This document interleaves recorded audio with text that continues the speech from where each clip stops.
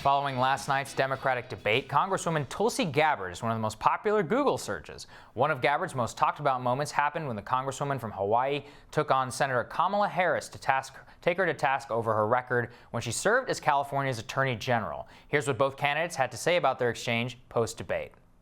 People like Kamala Harris need to be held accountable for their record, not for something that she said or did 50 years ago. This is something that she did in her last job before she was elected as a U.S. Senator.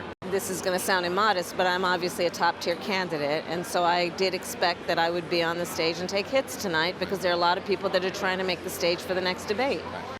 So Congresswoman Tulsi Gabbard joins us now via Skype with the reflections from last night. What's next for her campaign? Congresswoman, thank you so much for joining me. Thanks, Sawyer. Good to talk to you. So, Congresswoman, what we have seen from Kamala Harris was not only did she denigrate you for polling less than she did, but she accused you of being close to the Assad regime and that she can't take you seriously. I want to give you an opportunity to respond to that.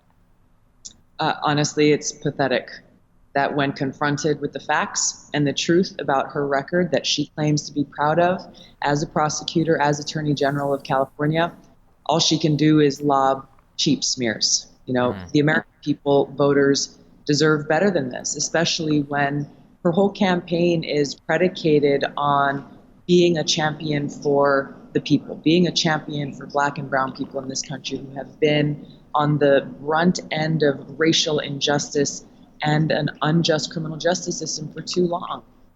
This is all a lie, because when she was in a position to do something about it, when she was in a position to make a difference and truly be a champion for the people, she furthered and perpetuated this unfair, unjust system that harmed many Black and brown people in the state of California.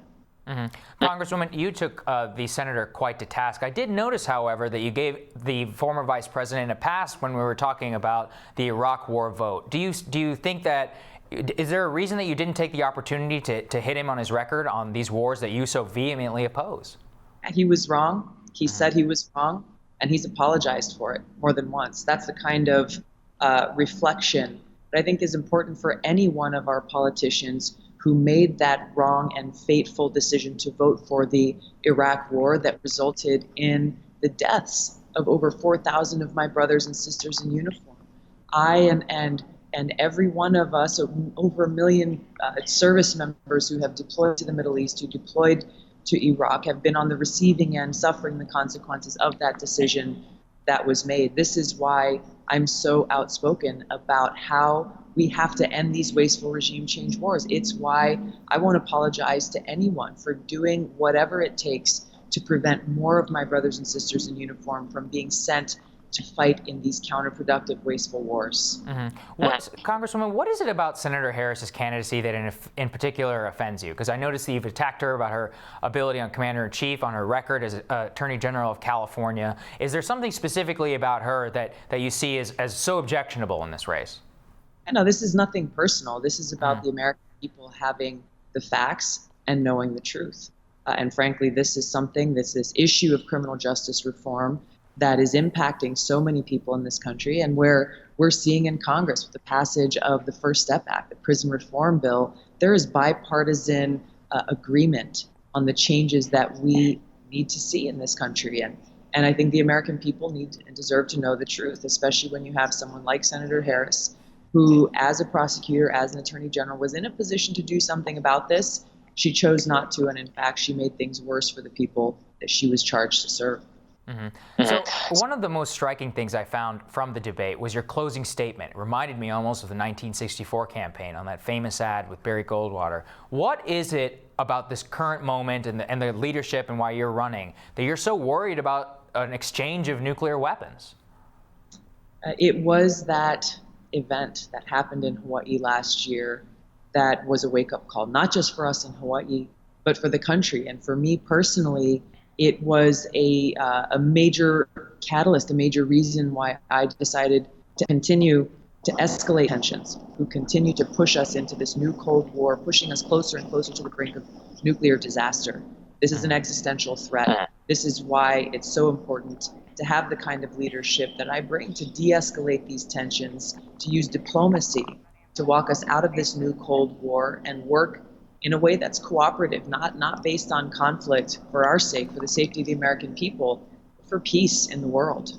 Do you believe it's possible to be the Democratic nominee and not commit to withdraw troops from Afghanistan and Iraq within their first year of their presidency? No, I think the American people, and I can speak for so many of my friends who I've served with, who are deployed there now, their friends, their parents, their loved ones, who would find it absolutely unacceptable for the next president of the United States to not commit to ending this ridiculous, wasteful war and to bring our troops home right away. I've also noticed that you have this lawsuit against Google for what they did to you in the previous debate. Have you seen any current repercussions against your campaign after you were again one of the most Googled people after this debate? I haven't heard anything yet. I think what's important to note about what happened to us in the first debate is something that, frankly, a lot of folks in this country unfortunately can relate to. And it just speaks to the bigger threat that these big tech monopolies have over influencing our public discourse, over influencing fair elections by controlling what people can see. For example, in Google, when they search, 88% of Americans use Google to search as their search engine. So when you look at that kind of power that they have to shut out voices that either they don't that they disagree with, or for some other arbitrary reason, they're directly influencing the people of this country. That's why I filed this lawsuit, was really to shine a light on and hold them to account for the threat that is posed to us and our freedom of speech. Well, I know that there were some questions about Twitter last night. I want to give you an opportunity to shine a spotlight on that. We're digging into it. There were some issues that were raised, and I'm trying to get more information. So I also want to talk about, I do wonder this with you, is that you are quite an internet phenomenon. And we see Silicon Valley and many of these people, I mean, Jack Dorsey, who donated to your campaign. Why is it, do you think, that you captured the minds of so many people who are very online, just to put it frankly? Well, we're recognizing the power of all digital platforms, all social media platforms, to connect directly with voters. Look, I've got an underdog campaign. We don't have very much money, so we're maximizing the contributions that have been made to our campaign in the best way possible, and that is to reach directly to voters, and a lot of these platforms make that possible. So final question for you, ma'am. Whenever you're going out on that next debate stage, hopefully, if you do make it out on there, what is the message at its core that you want to convey to the American people? There's a unifying principle in this country that we have to remember. That is the founding principles that really are at the heart of who we are as Americans, our love for country, our love for each other. We can come from different political parties or have different backgrounds, different races, religions, ethnicities, and so forth, but we are stronger when we stand together. And to bring about the kind of change we need to see to ensure a government of, by, and for the people means that we have to stand together to protect the freedoms that we hold dear and to work together as we strive towards that more perfect union. Politicians today, unfortunately, are using all of these different things that make us unique and diverse to divide us, to tear us apart for their own political gain. Leadership that I bring is one that is based on these founding principles of our country and a soldier's values of service above self, so that we can truly have a government that's of, by, and for the people.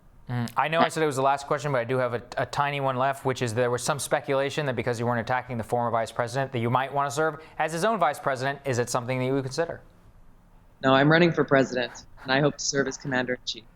There we go. Thank you so much for joining me, Congresswoman Gabbard. Very much. Thank you very much.